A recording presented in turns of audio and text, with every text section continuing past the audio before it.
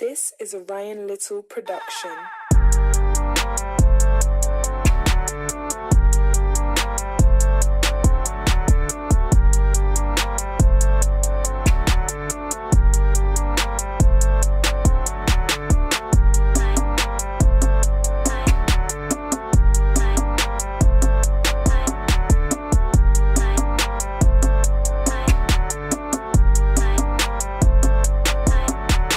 Right, we've got some captured data on AMM, so you guys might have seen me use things like K-vest and gears, those kind of things. This is a tethered, so you can see all the wires coming off. How many sensors, Dave?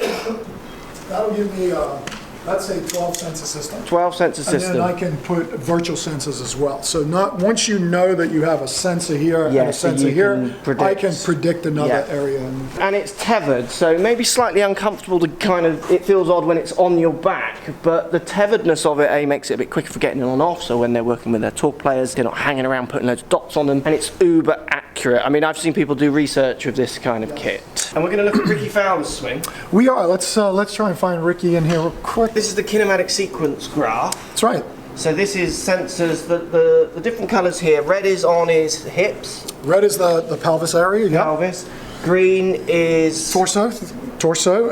Blue is the lead arm. Blue lead arm. So where would that sensor be on that arm? Where is that measurement coming from? So we'll have a sensor so here. We'll have arm. a sensor here and a sensor here, and we'll do the hand as well with virtual sensors. And then the brown is obviously the club. The club, that's right. What part of the club? The head or the grip? So what it'll be is it's up just under the grip, but then we digitize the head, so we have the entire shaft as well, and the face as well.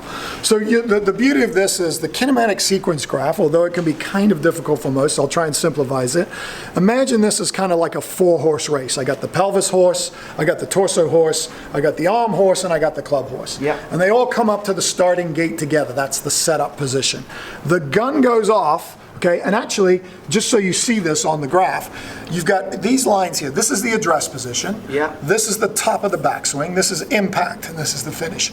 So anything under this line is the club or the body moving backwards on the backswing. Okay. Anything above it, they've changed direction, right? So if you look here, this is the address position. Everything's going backwards. It doesn't really matter how the horses go. We do look at this area sometimes. The biggest indication of a poor sequence would be like an early hip turn. Yeah. So sometimes you get those players that rather than get this kind of winding, they turn their hips very quickly, and that'll tend to ruin the downswing sequence a little bit, so you have to be a little bit careful there. So on this one, what we're looking at is, here's right here where this red crosses the line, and I'll kind of blow this up just a little bit. This is where Rickie Fowler changes direction. So just to stop you there, interesting. So obviously players will talk about, I see it in videos and I hear players saying, when I change direction, transition, when I come into my downswing, I want to start doing X, Y, or Z. Yes. Rickie's changing direction with his hips. Very early. Well, way before the club's probably still going back. Still going back, yeah. So in other words, finding where the top of the backswing in itself can be difficult. A question. Yes. When you're working with students and you're talking about measurements that you're getting here. Exactly. Because people are going to change the backswing more by when the club changes direction. That's right.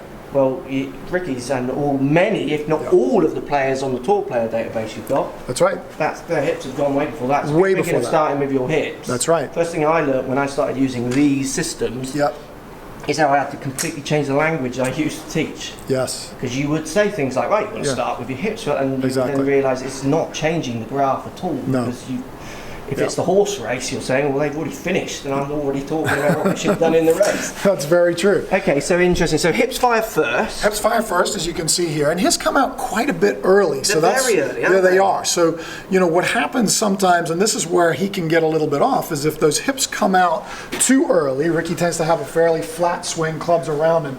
If the hips come out too early, it can make it difficult for the trunk to catch it. Yeah. So imagine Usain Bolt coming out of the gates way ahead, and you're going, man, I got to catch those, right? Yeah. So a lot of what happens sometimes is the lower body will actually stall out, or will actually stop its rotation to allow this to catch up. Yeah, and if you show the video quickly, because we see that there, you see a distinct hip stall, it looks almost like. Yeah, let me just bring that up a little bit. As that club goes through. So we get to right about here, and there. I mean, you see, it's almost like a push-up and the hips almost just stop as everything else, as we see on this graph.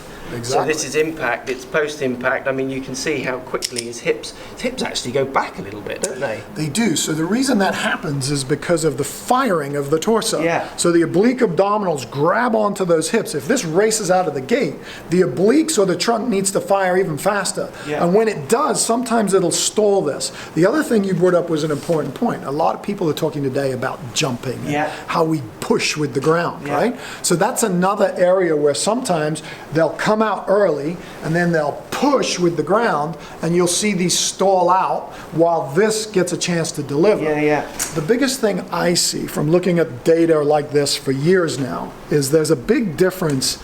Everybody always says, what's the one thing that the best players in the world do? Well, let's face it, they all have different swings. But I'll tell you the one thing they all do.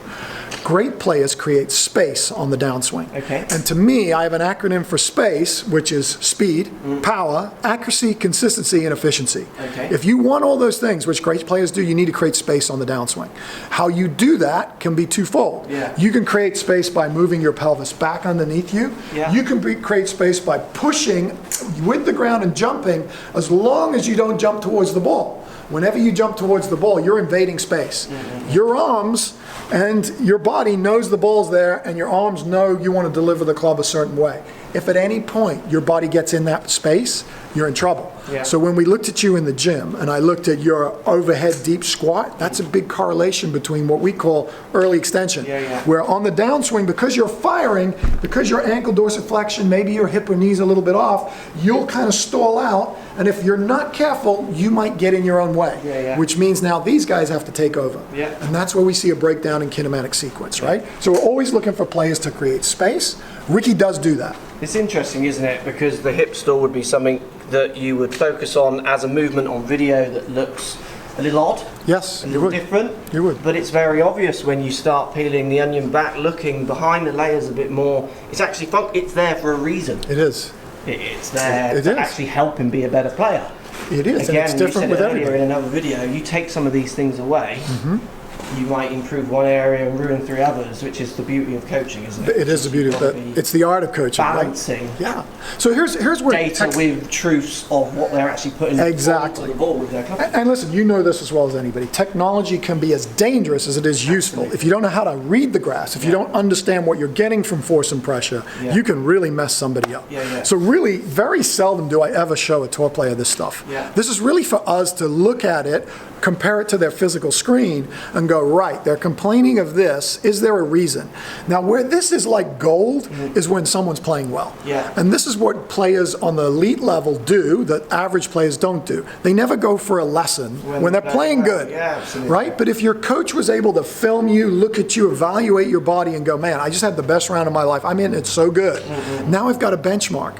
So when a player wins, what we try and do is we call them and say, hey, can you get in here? Can we get your data? Because if we have your data and the wheels come off, I can tell you within a millimeter. Try and get you back there. You don't need to go out and beat balls for hours. It's one little thing. Move an inch closer to the ball. It could be that simple. Fantastic. Right? So none of these graphs from each player, you'd struggle to find 2 that match, wouldn't you? You'd struggle to find 2 that match. It's very rare, and it's that person's DNA. So when I look at 3D graphs, it's like that's your DNA. Why is it that way? And that way usually correlates to the way your body moves, which we did with you in the gym, or to your power. So if your power source is a certain way, you might see a bigger spike in one of these areas or the other, because you're trying to use that power source more than the other. Where this is detrimental is sometimes you'll get tour players that don't have perfect graphs, but they're really good at something else. So again, as a coach, you have to be very careful what you change, because if I mess with the driver swing, I could screw up the distance control wedge swing. So you need to know where that balance is. Great, good stuff.